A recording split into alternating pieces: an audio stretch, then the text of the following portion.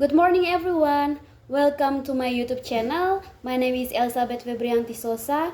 I am 5th semester student of English Education Study Program at Nusanipa University. Now I am going to interpret a video with the title is Lepas polutan beracun setara 1 miliar mobil. Apakah LNG bisa jadi solusi untuk kapal pesiar? Happy watching! This is the large cruise ship ever built. It's called Icon of the Seas. Its length is 360 meters. These ships can carry 10,000 people. More than 3/4 are passengers. Icon of the Seas could be a reflection of the growing development of the shipping industry. This ship has just launched and can be ordered for 2025. Tapi sebenarnya energi apa yang menggerakkan kapal? Secara teknis, Icon of the Seas digerakkan dengan gas cair alamiah atau LNG.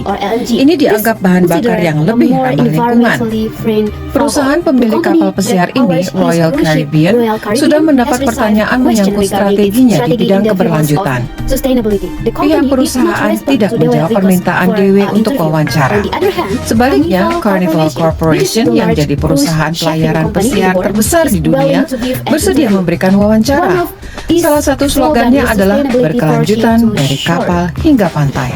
Kami sadar kami harus mempertahankan lingkungan hidup yang lestari, karena itulah yang ingin dilihat orang, bukan sesuatu yang sudah rusak.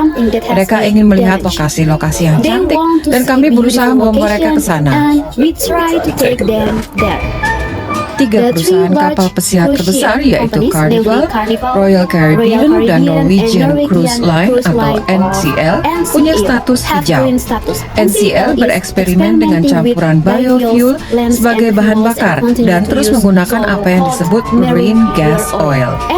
NCL menilai metanol hijau sebagai sumber energi yang menjanjikan.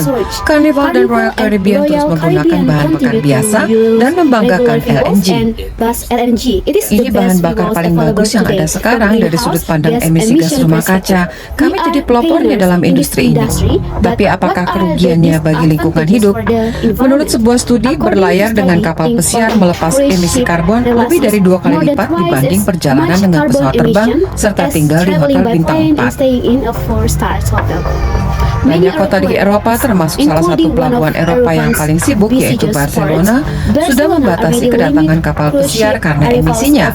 Norwegia juga sudah mengumumkan larangan mulai tahun 2006.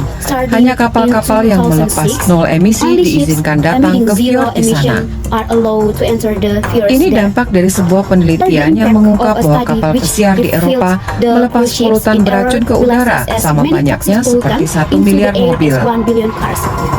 Penggunaan LNG sebetulnya dianggap jadi solusi karena tidak melepas CO2. Atau anggapan itu salah? Cara termudah untuk mematuhi sekaligus regulasi atas pembatasan intensitas sulfur, nitrogen oksida, dan karbon dioksida adalah dengan menggunakan LNG karena hanya mengandung sedikit sulfur dan melepas karbon dioksida 25% lebih sedikit dari bahan bakar konvensional.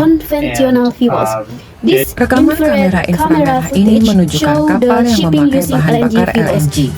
Asap yang terlihat menunjukkan metana yang terlepas ke udara. Semakin tinggi kadar metananya, semakin besar awannya.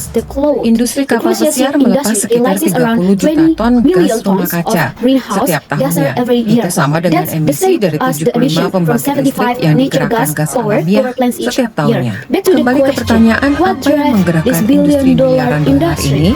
Yang jelas, peminat pelayaran dengan kapal pesiar sangat banyak. Yang perlu melihat ukuran kapal Icon of the Seas. Namun demikian, kapal ini menggunakan LNG, yaitu bahan bakar fosil yang mengandung metana dan jadi salah satu pendorong utama pemanasan global. Apapun bahan bakar yang digunakan, industri ini semakin maju. Di lain pihak, bumi semakin hangat saat industri ini berusaha memberikan kesan hijau. That's all my video. Thank you for watching. Bye bye.